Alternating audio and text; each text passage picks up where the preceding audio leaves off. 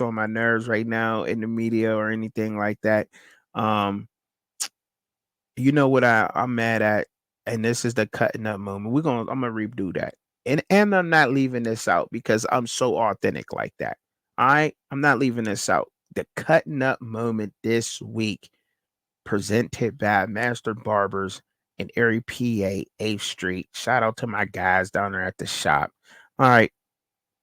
I am mad at the fact that every time the United States flag is talked about and the national anthem is talked about, people misunderstand what the meaning is of why certain people don't stand.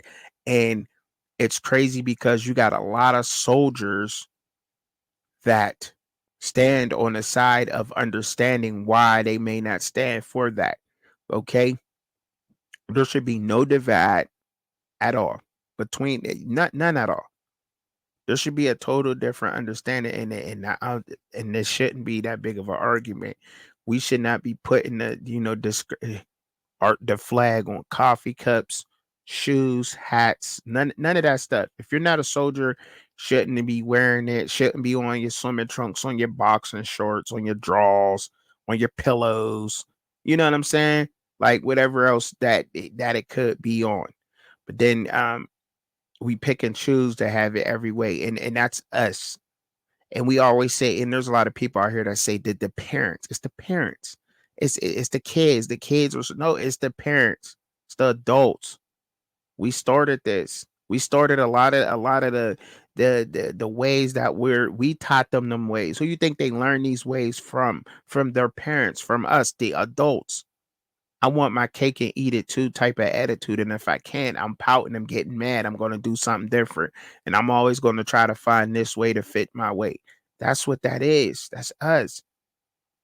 I mean, I've heard from actual soldiers that yes, they feel some kind of way that people do that, but then they feel even more of a way that you would even try to spin that narrative on them because they're overseas, and when you're in the army, they don't see their brothers. We're all brothers over there. There's no color, there's no religion. The religion is keep me alive to get home to my wife and kids.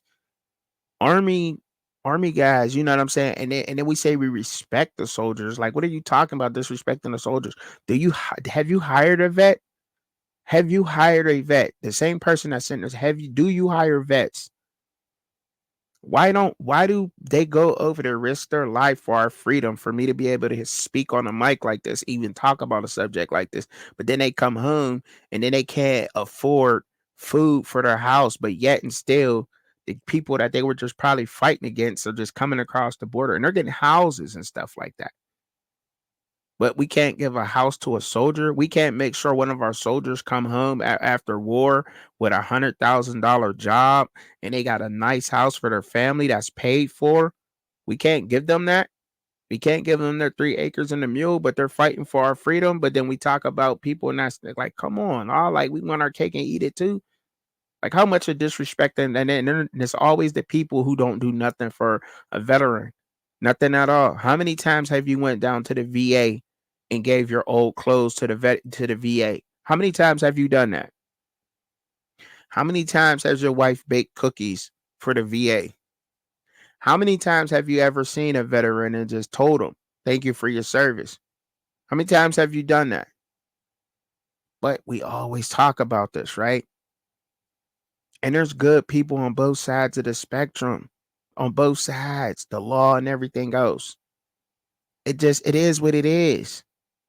But we got to know, and we can't keep having it both ways. And that starts with us as the parents. We can't keep blaming these kids with NIL deals and so forth and being spoiled. No, it's because it's the way we raised them. We did this to our kids.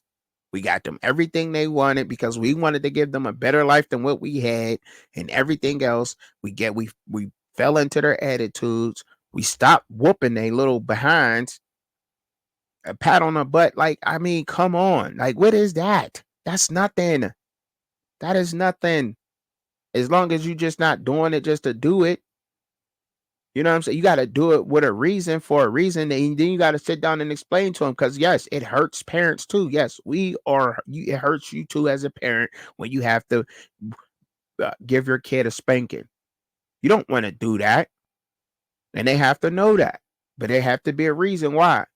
Because even you as an adult right now, you was born in the 80s, in the early 90s, you definitely got your butt whooped. I don't care. You got spankings, you got paddled by the principal, some kind of some sort. But even when you go make a decision, you think about it, right? And some of you may even think of the paddle still to this day as an adult. They don't have that to worry about because we got soft ass parents. It's our fault. And because we want to because we want our cake and eat it too, we want to be able to talk about coaches like Kim Mulkey not bringing her team out. We know dang on well there's people that probably didn't want to stand for it or whatever. But at the same time, she just didn't want to be caught up in the paper. But that's her business. Well, and I'm just speculating on it. That's not what I know. That's not what she said. Just speculating on that. But we do not take care of our vets at all. They get and let me say this to all of the vets out there right now. I appreciate you risking your life and leaving your family for me to have the privilege to talk like this on a microphone, get off of this, take a warm, hot shower, hug my kids, and kiss my kids goodnight, and for me to wake up and go to work tomorrow and not be in the third world country. And that's all I can give the vets. And believe me, if my platform grows bigger, I will be able to give them more. I would be able to give them a lot more and support vets a lot more. But when have you supported one? When? And how do you support one? And why doesn't our banks give them houses? They everybody else gets a house when they come to them. Everybody else does, except our soldiers. And they're the only ones who don't see that they don't see when you go inside a prison and you got whites and Chinese and Latinos and blacks, and they're all everybody's separated in prisons, right? Well, at war, everybody's together. And then when they come back from over at war, everybody's spread out again. I'm just saying. I know it ain't as bad as it was back in the day, but dang, it's almost the same. Unless when they keep in contact, it's almost the same. They look that funny. Got certain people that look at them like, why is that? Not knowing that they're soldiers. I'm just saying, man, we can't have it both ways. We just can't, y'all. We gotta stop. We gotta try. We can't stop. I'm not telling anybody to do anything that they, but we have to just try to realize these things, man. We have to try to realize and try to do our best as humans and as people with faults that are imperfect to try to fix these things. And it starts at home in our households with our children. Period. And by the way, parents, I want to say, pat yourself on the back. You're doing a great job. Our kids do not see that.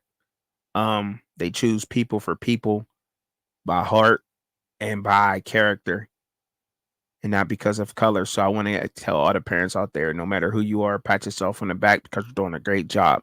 Thank you for that. That's my cutting up moment for today. And that was presented by Master Barbers, 8th Street, Erie, PA. Best barbers up here I know. All right. Shout out to my guys. Salute. Okay.